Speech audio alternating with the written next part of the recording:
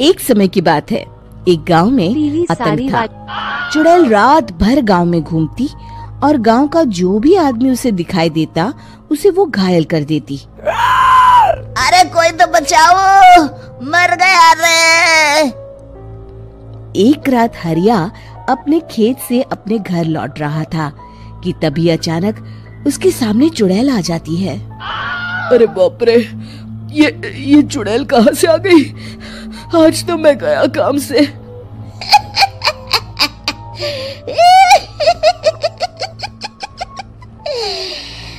आज मुझे मेरा शिकार मिल गया। अरे चुड़ैल दीदी, मुझे छोड़ दो।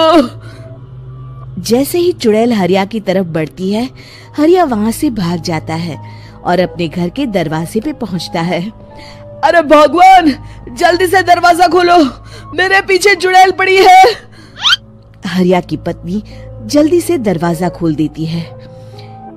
अरे आप इतना हाफ क्यों रहे हैं? अरे मेरे पीछे चुड़ैल पड़ी है, आज तो मैं बाल बच गया। जल्दी से सभी दरवाजे और सभी खिड़कियों को बंद करके बत्ती बुझा दो। तभी चुड़ैल हरिया के घर के पास पहुंच जाती है। अरे वो आदमी कहाँ गायब हो गया? मैं भी देखती हूँ आखिर कब तक बचेगा। मैं अपने शिकार को इतनी आसानी से नहीं छोड़ती। इतना कहकर चुड़ैल वहाँ से चली जाती है। वहीं दूसरी तरफ हरिया और उसकी पत्नी दोनों अपने घर की खिड़की से ये सब देख रहे होते हैं। अरे बाप रे, ये तो बड़ी डरावनी चुड़ैल थी। अगले दिन ये बात आग की तरह पूरे गांव में फैल जाती है और धीरे धीरे लोग चुड़ैल के डर के मारे शाम होते ही अपने घरों से बाहर निकलना बंद कर देते हैं। कुछ दिनों के बाद भाई, मैंने तो इस चुड़ैल के डर के मारे रात को अपने खेतों को पानी देना बंद कर दिया है। कहीं मेरी फसल सूख गई तो मैं तो कहीं का नहीं रहूंगा। साहूकार का कर्जा कैसे चुकाऊंगा?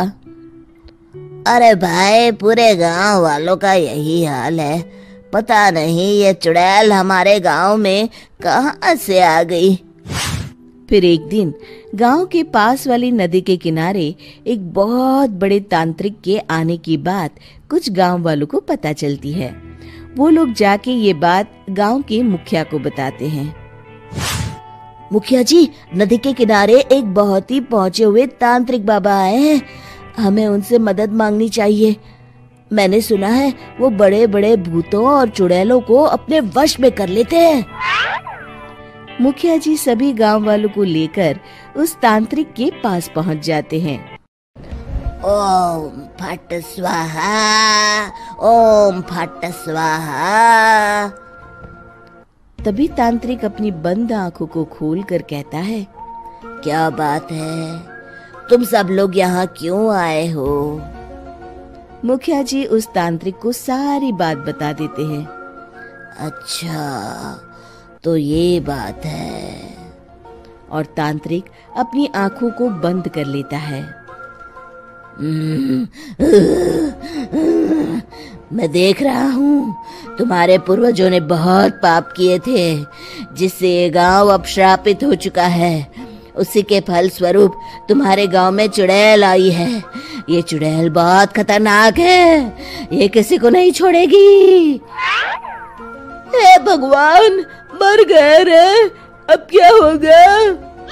तभी गांव के मुखिया जी कहते हैं, बाबा, इस चुड़ैल से हम सबको बचा लीजिए। कोई तो उपाय होगा। इसका सिर्फ एक ही उपाय है। सभी गांव वालों को बारी बारी हर दिन अपनी आधी फसल उस पहाड़ी के ऊपर बनी काली गुफा में छोड़ के आनी होगी। तभी उस चुड़ैल की भूख मिटेगी और श्राप का प्रभाव खत्म हो जाएगा और तुम सब जिंदा बच जाओगे। सभी गांव वाले उस तांत्रिक की बात को मान लेते हैं और वहां से चले जाते हैं। फिर अगले दिन से रोज उस गांव के लोग बारी बारी से अपनी आधी फसल उस काली गुफा के पास जाकर रखाते। कुछ दिनों बाद हरिया की बारी आती है। बाप रे, आज तो मेरी बारी है उस काली गुफा में जाने की। क्या करूं, वो तो बड़ी खतरनाक चुड़ैल है। मेरे तो हाथ पैर कांप रहे हैं। फिर हरिया डरते डरते अनाज की बोरियां अपनी बैलगाड़ी में लाद देता है। तभी हरिया की पत्नी उससे कहती है, देखो जी, संभल के जाना और किसी भी हालत में शाम होने से पहले वापस आ जाना। उस चुड़ैल का कोई भरोसा नहीं है जी। हरिया बैलगाड़ी में बैठते हुए कहता है, भगवान, मैं क्या वापस आऊंगा? लगता है अब तो मेरी खबर ही आएगी। इतना कहकर हरिया वहां से चला जाता है। रास्ते में जंगल से गुजरते हुए हरिया की बैलगाड़ी का एक चक्का बड़े गड्ढे में फंस जाता है।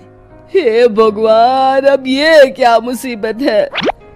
हरिया नीचे उतर के पूरी ताकत से अपनी बैलगाड़ी को गड्ढे से निकालने की कोशिश करता है। बहुत देर मेहनत करने के बाद हरिया की बैलगाड़ी उस गड्ढे से बाहर निकल जाती है। हे भगवान, अब तो शाम होने वाली है। आज तो मैं गया काम से। जैसे तैसे हरिया काली गुफा में पहुंच जाता है। अरे मर गया रे, यहाँ तो चारों तरफ डरावना माहौल है।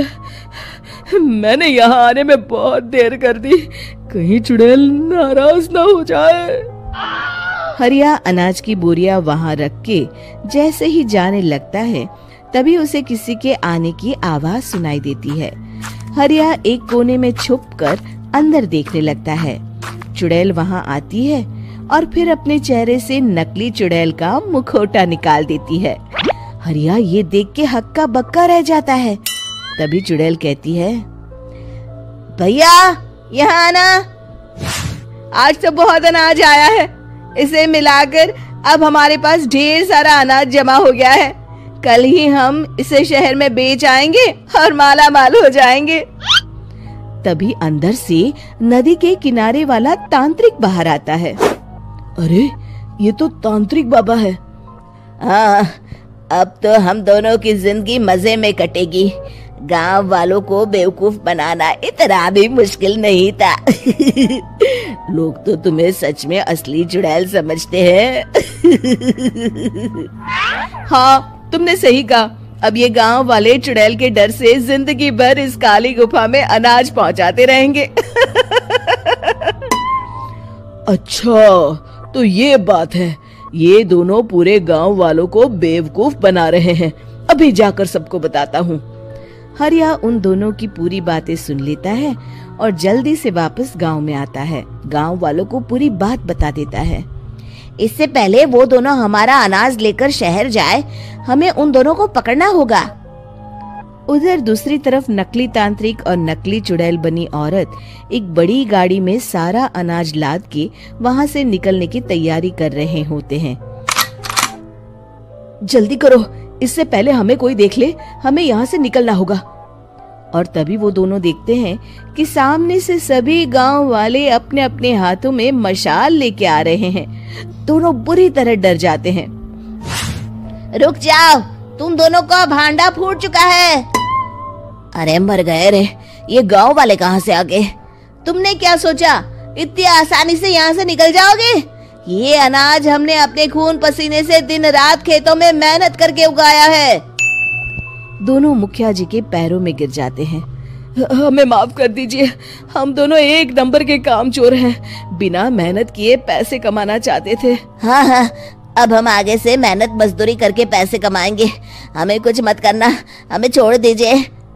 इतना कह के दोनों गांव छोड़ के भाग जाते हैं और सभी गांव वाले फिर से खुशी खुशी रहने लगते हैं। शिक्षा, तभी तो कहते हैं कि किसी भी समस्या का समाधान केवल सूझबूझ से ही करना चाहिए और कभी हिम्मत नहीं हारनी चाहिए। दोस्तों, हमें उम्मीद है कि आपको हमारी ये कहानी पसंद आई होगी। कृपया हमारे चैनल को सब्सक्राइब करें और सभी अपडेट्स के लिए बेल आइकन जरूर दबाएं। और हाँ, वीडियो लाइक और शेयर करना मत भूलिएगा। Bye bye.